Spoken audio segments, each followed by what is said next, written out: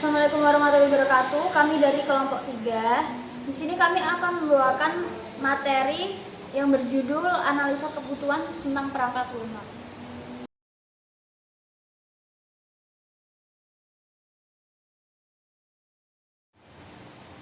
Bicara kebutuhan.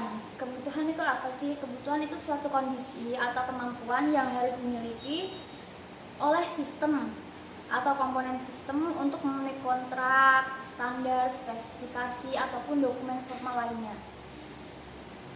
Jadi dari pengertian kebutuhan itu dapat disimpulkan kalau kebutuhan perangkat lunak itu mencakup kondisi, kriteria, syarat, atau kemampuan yang harus dimiliki oleh perangkat tersebut untuk memenuhi apa yang diisyaratkan atau diinginkan.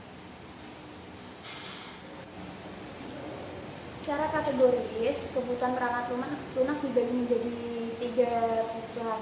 Yang pertama kebutuhan fungsional, yang kedua kebutuhan antarmuka, yang ketiga kebutuhan unjuk kerja. Jadi saya akan bahas satu persatu, mulai dari kebutuhan fungsional. Kebutuhan fungsional itu lebih ke operasional. Jadi kebutuhan fungsional itu kebutuhan yang berkaitan dengan fungsi atau sebuah proses transformasi yang harus mampu dikerjakan oleh perangkat lunak. Sebagai contoh nih, perangkat lunak harus dapat menyimpan semua rincian data dan pesanan pelanggan. Terus perangkat lunak itu juga harus bisa membuat laporan penjualan sesuai dengan periode waktu tertentu. Jadi untuk waktu dan tanggal itu bisa otomatis. Dan perangkat lunak juga harus mampu menyajikan informasi jalur pengiriman barang terpendek. Yang kedua, kebutuhan antarmuka atau kebutuhan interface requirement. Kebutuhan antarmuka yaitu kebutuhan yang menghubungkan antara perangkat lunak dengan elemen perangkat keras. Sebagai contoh, itu sebuah alat-alat yang digunakan untuk memasukkan data. Contohnya adalah keyboard, mouse, itu termasuk kebutuhan antarmuka. Dan akses ke basis datanya dengan ODBC atau Open Database Connectivity. Yang ketiga, itu kebutuhan unjuk kerja atau performance requirement. Kebutuhan unjuk kerja itu kebutuhan yang menetapkan karakteristik unjuk kerja yang harus dimiliki oleh perangkat lunak. Jadi ini komponen yang mendukung unjuk kerja ya, seperti contohnya itu kecepatan, ketepatan, dan frekuensi. Jadi perangkat lunak itu harus bisa mengolah data sampai dengan 1 juta rekod per setiap transaksi. Perangkat lunak juga harus dapat digunakan oleh multi user sesuai dengan otoritas yang diberikan pada user. Dan waktu tanggap penyajian informasinya maksimal itu 1 menit.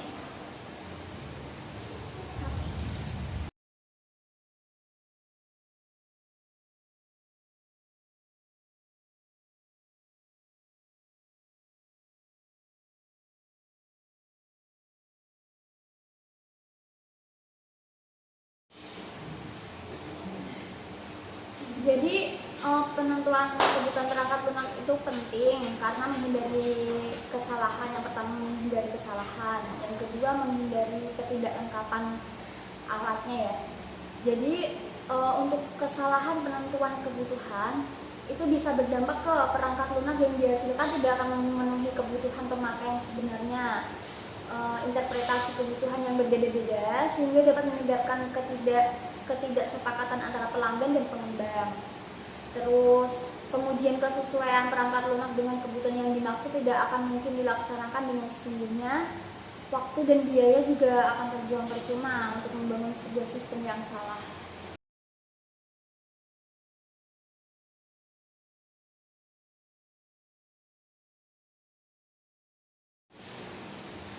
Tahap selanjutnya yaitu tahap analisis perangkat lunak. Jadi apa sih analisis? Analisis yaitu proses untuk menetapkan fungsi dan unjuk kerja dari perangkat lunak yang menyatakan antarmuka perangkat lunak dengan elemen-elemen sistem lain dan menentukan kendala yang harus dihadapi perangkat lunak. Jadi ini sebuah bekal untuk membangun proyek perangkat lunak.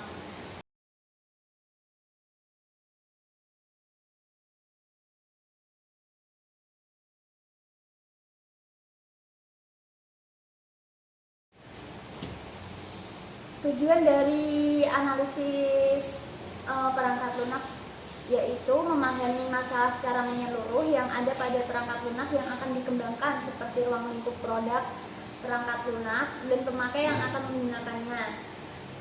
Terus yang kedua, mendefinisikan apa yang harus dikerjakan oleh perangkat lunak untuk memenuhi keinginan pelanggan.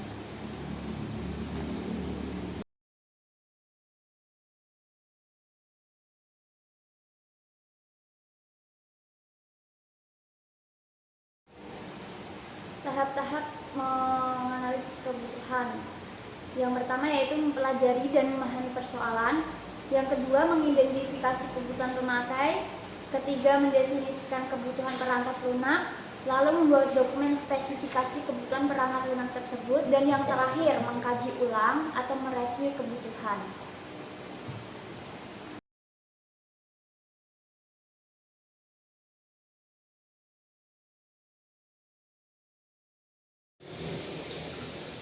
Metode analisis. Metode analisis yang pertama berorientasi aliran data atau data flow oriented, yang berdasarkan sudut pandang analisis. Pada pendekatan ini itu difokuskan pada aspek fungsional dan behavioral atau perilaku sistem. Yang kedua, berorientasi struktur data atau data structure oriented. Analisis dengan pendekatan ini difokuskan pada struktur data, di mana struktur tersebut dapat dinyatakan secara hierarki dengan menggunakan konstruksi sequence, selection, dan repetition. Dan yang terakhir adalah analisis berdasarkan berorientasi objek atau objek oriented. Berbeda dengan pendekatan-pendekatan sebelumnya, dalam pendekatan orientasi objek ini memandang sistem yang akan dikembangkan sebagai suatu kumpulan objek yang berkorespondensi dengan objek-objek pada dunia nyata.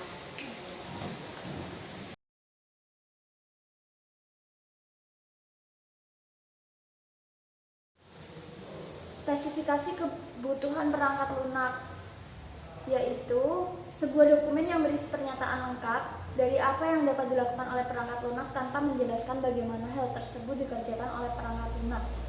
Tujuan dari spesifikasi kebutuhan perangkat lunak yaitu sebagai sarana komunikasi antar pelanggan, pemakai, analis, dan perancang perangkat lunak.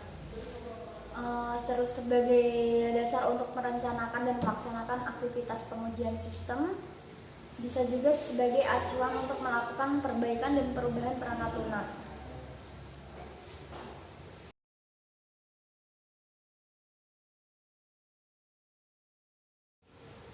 Lalu manfaatnya yaitu dapat memastikan kesamaan antara kebutuhan untuk pengembangan dengan kebutuhan yang ditulis di dalam dokumen, untuk mendefinisikan kerangka kerja bersama untuk proses-proses pengembangan perangkat lunak, dapat memperjelas peran dan antarmuka bagi para pihak yang terlibat dalam proses pengembangan perangkat lunak, dapat memperjelas jenis dan isi dokumen, mengenali tugas, tahapan, baseline, aktivitas, kaji ulang, dan dokumentasinya. Terus belajar pendekatan praktis yang diterapkan di dunia industri, menghilangkan persoalan-persoalan seperti yang pernah dialami di masa-masa lalu, jadi memperbaiki.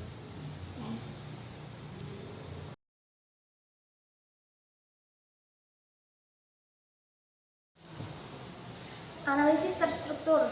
Analisis terstruktur atau struktur analis merupakan salah satu teknik analisis yang menggunakan pendekatan berorientasi fungsi.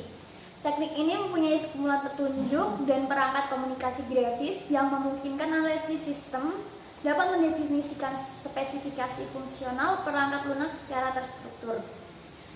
Perangkat pemodelan analisis terstruktur ini merupakan sebuah alat bantu pemodelan yang digunakan untuk menggambarkan hasil pelaksanaan analisis terstruktur. Contoh outputnya itu diagram aliran data atau data flow diagram atau biasa disebut DFD, kamus data atau data dictionary, structure English, tabel keputusan atau decision tabel, pohon keputusan atau decision tree.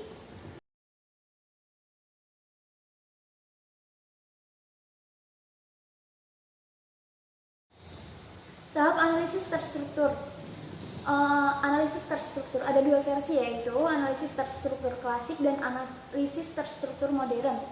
Yang pertama analisis terstruktur klasik. Analisis terstruktur klasik dibuat untuk memperbaiki penyajian spesifikasi fungsional sebagai hasil analisis melalui penggunaan perangkat pemodelan secara grafis. Yang kedua, analisis terstruktur modern atau modern structure analysis merupakan pendekatan untuk memperbaiki pelaksanaan analis dengan pendekatan klasik. Yang pertama adalah bangun modelnya, sistem esensialnya atau essential system model. Yang kedua adalah bangun model implementasi atau implementation model.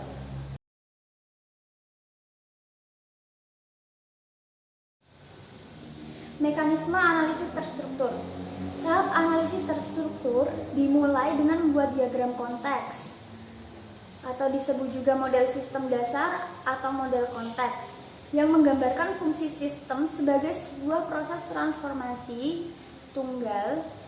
Proses dan aliran informasi pada diagram konteks kemudian dipecah dan dibagi-bagi menjadi tingkat-tingkat DFD selanjutnya untuk pemecahan, yaitu tingkat pertama, kedua, ketiga, dan seterusnya, sampai didapat proses atomik atau proses-proses yang dikerjakan oleh komputer.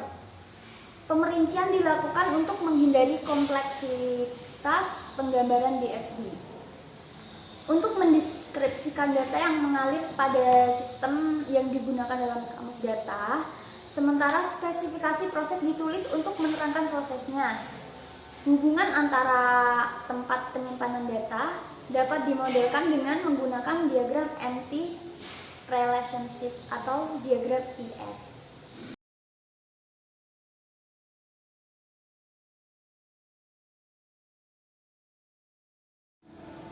Jadi kesimpulannya, kebutuhan perangkat lunak adalah kondisi, kriteria, syarat atau kemampuan yang harus dimiliki oleh perangkat lunak untuk memenuhi apa yang disyaratkan atau diinginkan pemakai. Jadi seorang sistem analis harus tahu kebutuhan, cara menganalisis tentang kebutuhan perangkat lunak yang akan dibuat supaya proyek yang dijalankan tidak mengalami kendala dari kesiapan implementasi perangkat lunak tersebut.